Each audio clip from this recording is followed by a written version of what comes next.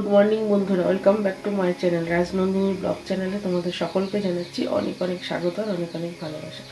এখন বাজে হলো 6টা আর আমি এখন করব হলো এই যে চাউমিন।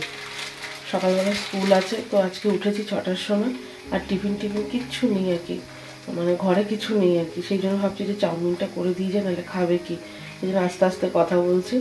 আর গলাটা কীরকম মোটা লাগছে, কারণ আগের দিন আমি কোল্ড ড্রিঙ্কস খেয়েছিলাম এই ঠান্ডায়, সেই জন্য গলাটা একদম ভার হয়ে গেছে।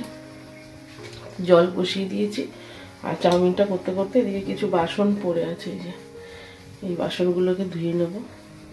দেখো এখানে গরম জল বসিয়ে দিয়েছি আর যে দেখো এখানে চাউমিনটা বসিয়ে দিয়েছি। দেখো চাউমিনে এখানে গাজর কেটে দিয়েছি আর এই জায়গায় কতগুলো মটরশুঁটি দিয়ে দিয়েছি। আর আমি ফোনের মধ্যে কথা বলছি।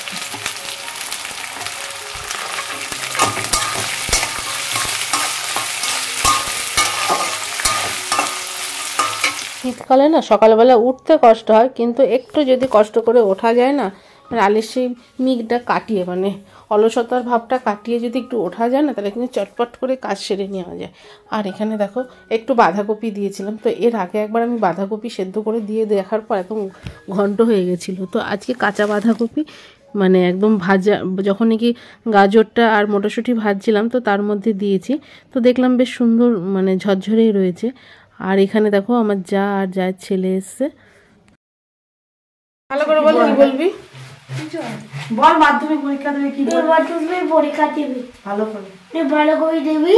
হ্যাঁ, তারপর আরে যখন চলে আসবো তুই আমাকে ফোন করবি, ঠিক আছে? ঠিক আছে। বেস্ট অফ লাক বলে দাও, একটা হ্যাপি দিয়ে বেস্ট অফ লাক বলে দাও। এই যে আমার যার ছেলে, ওরা যাচ্ছে হলো ওর মাসি বাড়ি, বিয়ে বাড়ি নেমন্তন্ন আর কি। আমাদেরও ছিল, যে বলেছিলাম তোমাদের এর আগে, তো আমরা তো যেতে পারলাম না কারণ মেয়ের পরীক্ষা 2 তারিখ থেকে, সেই জন্য। তো ওরা আজকে যাচ্ছে, তো যাওয়ার আগে সকালবেলা উঠে একটু চদ্দির সাথে দেখা করে গেল, আমার সাথে দেখা করে গেল। যাই হোক, ও বাড়ি না থাকলে, মানে আমার যায় ছেলে বাড়ি না থাকলে একটু বাড়িটা ফাঁকা ফাঁকা লাগে। তো এখানে দেখো মেয়ে পড়ছিল আর আমার ততক্ষণে চাউমিনটা রেডি হয়নি, তো এখানে তো মেয়েকে একটু দুধ মুড়ি দিলাম আর এখানে তোমাদের দাদাভাইয়ের জন্য ইনশিওর গুলিয়ে দিলাম আর যেটা রোজ করি। আর এখানে সকালে টিফিনটা তো আমার রেডি করে তারপরে যেতে লাগবে স্কুলে। আর আমি কি করেছি আজকে জানো তো, চাউমিনটা হয়ে যাওয়ার পর না দেখলাম বেশ হাতে একটু সময় আছে, তো একটু ডালটা বসিয়ে সেদ্ধ করেছিলাম। তো তারপরে দেখলাম যে না, আরও 10-15 মিনিট হাতে সময় আছে, তো আমি ফোড়ন দিয়ে দিলাম। তো আজকে করেছিলাম পেঁপে দিয়ে ডাল।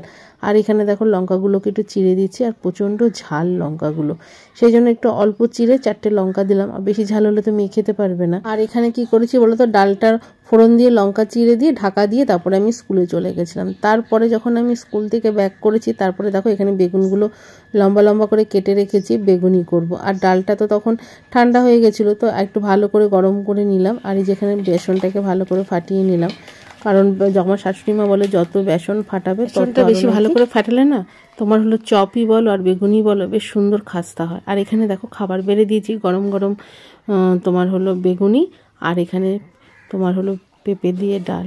আর কিছুই নিল না মেয়ে।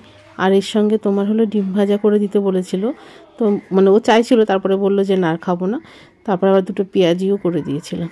তো যাই হোক, আজকে দুপুরে খাওয়া দাওয়াটা কিন্তু দারুণ হয়েছে। মাঝে মধ্যে না রোজ এক নাগারে মাংস ডিম মাছ খাওয়ার পর একটু মাঝে মধ্যে একটু এরকম হালকা পাতলা বেসন দিয়ে চপ তারপরে একটু পেঁয়াজি করে নিলে কিন্তু বেশ ভালো লাগে। আর এই যে খাওয়া দাওয়ার শেষে দেখো মেয়ে এখানে শাক আলু আর লেবু সমস্ত কিছু গুছিয়ে নিয়ে আমার সামনে আসলো, তো আমি একটু নিলাম, ওর বাবাকে একটু দিল। আর এখানে দেখো আমি একটু সেলাই করছিলাম। তারপরে দেখো এখানে দিয়েছি হলো তোমাদের দাদাভাইকে মুড়ি আর এখানে চানাচুর, বেশ ভালো করে পেঁয়াজ টিয়াজ দিয়ে ভালো করে মেখে নিলাম। রোজ বিকেল হলে না তোমাদের দাদাভাইকে মুড়ি না দিলে ওর মন কিছুতেই ভরে না, রোজ মুড়ি চানাচুর এগুলো মানে খাবে। আর এখন হলে চপ সিঙ্গাড়াটা বাদ দিয়ে দিয়েছি, যেহেতু আমার শাশুড়ি মা আর আমার মেয়ে দুজনের জন্য, আর বিশেষ করে আমার শাশুড়ি মার জন্য, তো খেয়ে হজম করতে পারবে না, আর ওনার সামনে খাওয়া যায় না, আর লুকিয়ে খাওয়া তো আমার একদম ভালোও লাগে না। যাই হোক, আর এখানে দেখো একটু পেঁয়াজ দিয়ে চানাচুর দিয়ে মুড়িটা মাখলাম, মেয়েকেও বললাম যে তুই একটু খা, ও মুড়ি একদমই পছন্দ করে না, যদি একটু পেঁয়াজ দিয়ে ভালো করে মাখা যায় তাহলে একটু নেয়, তাছাড়া তো নিতেই চায় না। তো জাস্ট বিকালবেলা মুড়ি করলাম, মুড়ি মাখা করে চা করে দিয়ে তারপরে একটুখানি যাব হলো বাপের বাড়িতে।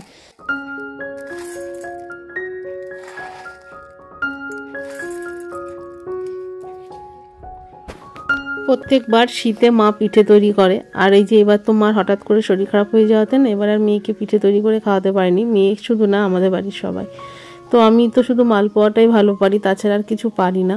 আর এখানে দেখো একটু চেষ্টা করছি চালের গুঁড়ো, আর এই যেখানে নারকেলটা বাড়ির থেকেই নিয়ে এসেছি, আর একটু গুড় দিয়ে চিনি দিয়ে মালপোয়া করব। তো এই পিঠেটাই আমি একমাত্র ভালো পারি, তাছাড়া আর কোনো পিঠেই করতে পারি না।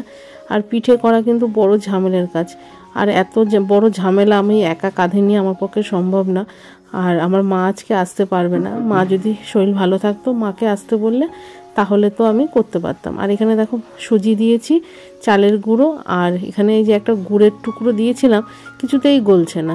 আর এই যেখানে দেখো কড়াইতে দিয়েছি। মালপোয়াটা কিন্তু খেতে ভালো হয়েছিল, একটু পুড়ে পুড়ে গেছিলো, আর কিছু একটা মনে হয় কম হয়েছিল, যার জন্য না কড়াইতে একটু লেগে লেগে যাচ্ছিলো।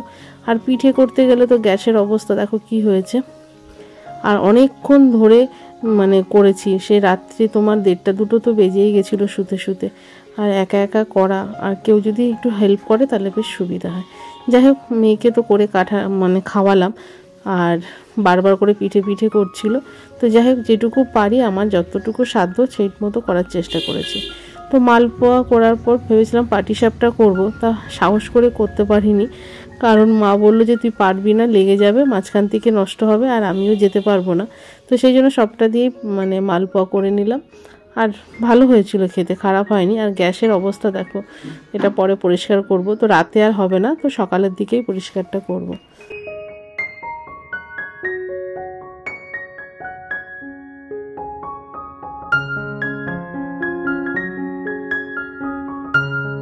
এখন বাজে রাত 1:30, আমি এখনো পিঠে বানাচ্ছি।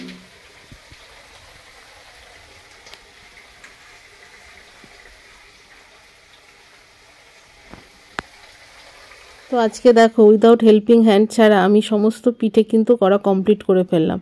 তো চেষ্টা করলে কিন্তু অনেক কিছুই করা যায়, মানুষের চেষ্টার অসাধ্য কিছু নেই। আর এখন দেখো ঘড়িতে বাজে 2, তো তোমাদের সেটা দেখিয়েও দিলাম, 1:45 মতন বাজে। হ্যালো বন্ধুরা, আজকের মতন ভিডিওটা এখানেই শেষ করছি। ভালো লাগলে অবশ্যই লাইক কমেন্ট শেয়ার করো, আর খুব ভালো লাগলে আমার চ্যানেলটাকে সাবস্ক্রাইব করে পাশে থেকো। দেখা হচ্ছে আগামীকাল ঠিক দুপুর 2টায়। তো চলো, গুড নাইট।